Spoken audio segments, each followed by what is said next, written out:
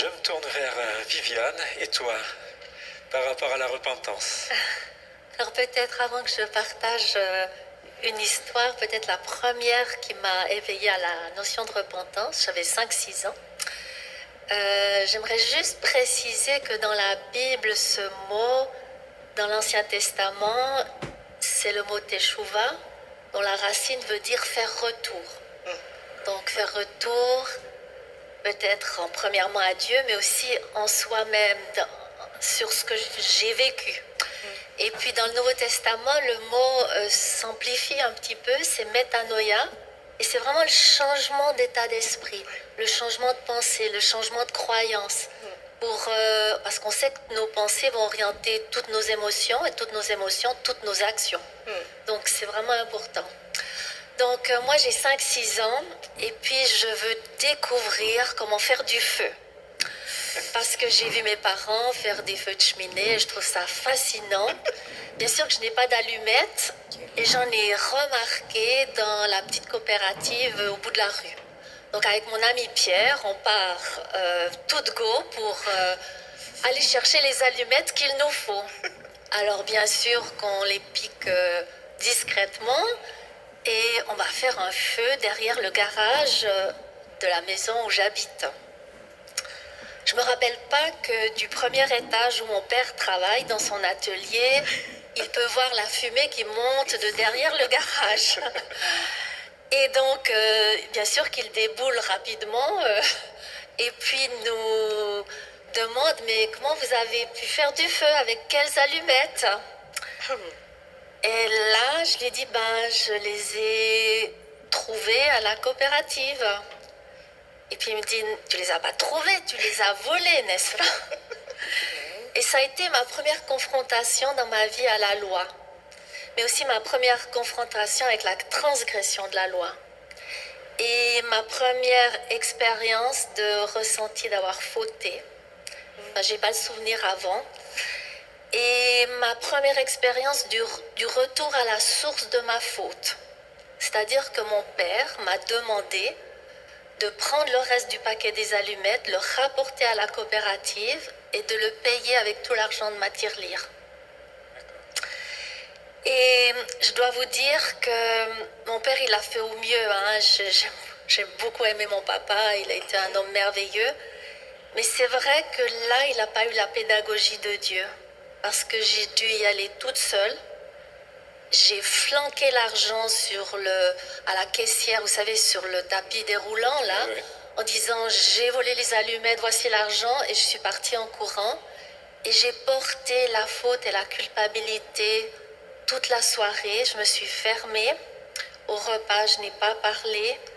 Et j'ai eu ce sentiment de honte qui était comme indélébile en moi. Oui. Et c'est vrai que c'est pas la notion... que Dieu propose dans la repentance. Parce que toute la Bible nous dit que la repentance, c'est un don de Dieu.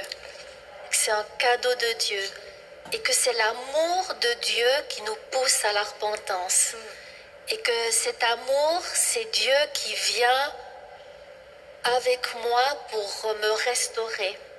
Et qui, d'ailleurs, toute l'histoire du salut nous le montre, qu'il descend du ciel pour porter ma faute, ma culpabilité.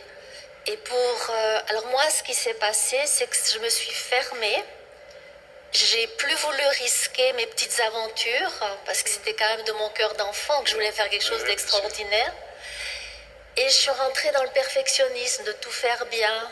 Et puis après de demander toujours la permission pour tout. Enfin, ça m'a donné un sentiment de peur face à la vie. Et puis aussi... je me suis fermée dans mon amitié avec Pierre parce qu'il m'avait un peu entraînée aussi. Et donc, ça m'a fermé le cœur dans cette relation d'ailleurs qui s'évanouit après. Et pourtant, dans la Bible, on nous dit que, Jean-Baptiste, que tu évoquais, c'est une bonne nouvelle, la repentance. C'est une bonne nouvelle. Et la bonne nouvelle, c'est que c'est Dieu qui va nous appeler à retourner au lieu, entre guillemets, du méfait, de la prise de conscience de ce que j'ai mal fait, mais il va venir avec moi. il va me donner après aussi une parole d'approbation, ce que mon père n'a pas pu faire le soir même. Il m'a pas dit: je suis fière de toi, ma fille, t'es allée au magasin, t'as payé ce que tu devais payer. Tu sais, Jésus, il te pardonne, il a effacé ton péché, et puis tu peux avoir le cœur maintenant tout propre, tout léger, et puis tu peux continuer tes aventures. C'est bien, ma fille, mais il faut les faire dans le cadre de la loi de Dieu. C'est ce qui a manqué souvent, et c'est ce qui manque des fois dans l'éducation qu'on donne à nos enfants, malheureusement. C'est ces paroles d'approbation et d'assurance que on est vraiment pardonné. Et j'aime bien le fait que tu soulignes que la repentance est liée au baptême, c'est-à-dire qu'on est lavé. Absolument. Et puis aussi qu'on renaît à quelque chose de nouveau. Et il dit que ça ouvre une ouverture de cœur qui permet le don du Saint-Esprit. Absolument. Acte 2, 38. Et c'est ce don du Saint-Esprit qui après va me donner ce petit attention, tu fais quelque chose de faux, nous convainc de péché, Oui. mais il nous convainc aussi après de ce qui est juste quand on a demandé pardon. Absolument. Moi j'avais besoin de l'entendre de mon Père Oui, terrestre bien sûr. à ce Ouais, moment-là, ouais. parce que je ne connaissais pas encore le Saint-Esprit. Il était déjà là, je pense, dans mon inconscient, mais pas dans mon conscient. Et puis, moi, je vois vraiment la teshuva, la conversion, dans cette magnifique parabole du fils prodigue. Il fait retour au Père. Et le Père, il ne va pas lui dire, bon, bah, va vite faire tes affaires. Non, il va prendre du temps pour lui donner une bague. Il a été pécheur, il a rompu l'alliance, maintenant il lui redonne la bague de l'alliance. Après, il va lui mettre un manteau. Et il a besoin de retrouver sa dignité, ce que je n'ai pas retrouvé le soir dans ma famille. Et puis après, il va encore lui donner des sandales pour lui dire, mais c'est pas parce que tu as fait faux que tu n'as plus de responsabilité. Maintenant, tu peux de nouveau courir dans les champs avec mes bœufs, avec mes brebis, etc. Tu peux de nouveau avoir une responsabilité.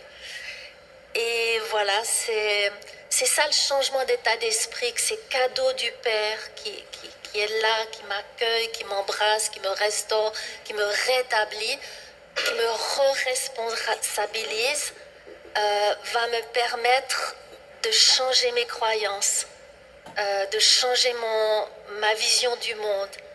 Et c'est ça qui va m'amener, et ça c'est Jean-Baptiste qui dit, il faut produire des œuvres de la repentance. Donc c'est pas uniquement un changement d'état d'esprit, Absolument. mais ce changement d'état d'esprit, c'est pour avoir des actions concrètes, nouvelles. Comme moi, j'aurais pu, si mon père m'avait confirmé, repartir dans des actions concrètes d'aventure. Bon, heureusement, le Seigneur me les a redonnées plus tard. Mais voilà, pour être rétabli de nouveau dans une action, pas être en retrait. Je trouve qu'il y a trop de membres dans nos églises qui sont justement dans ce retrait, dans ce manque d'assurance et de confirmation. Moi, justement, ce qui me frappe dans ce que j'ai entendu ce soir, c'est vraiment que, effectivement, la repentance est un point clé, mais qu'avec le Seigneur, ça ne s'arrête jamais là. C'est-à-dire qu'il y a vraiment une restauration qui permet à nous, en tant qu'individus, vraiment de repartir, j'ai envie de dire, d'une manière plus solide.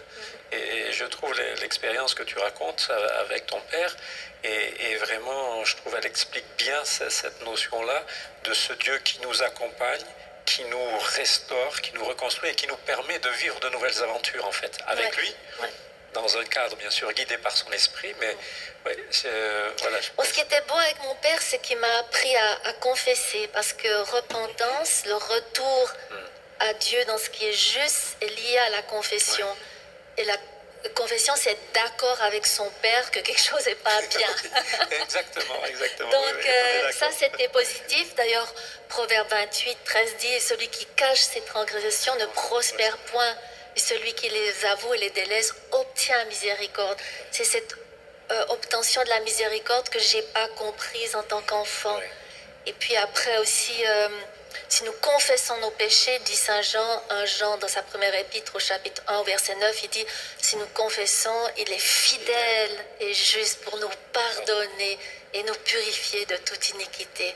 C'est vraiment lui qui a pris sur lui nos péchés et il peut nous donner ce cadeau de la purification et du pardon. Tout à fait. Ouais. Ben, écoute, merci beaucoup pour cette expérience.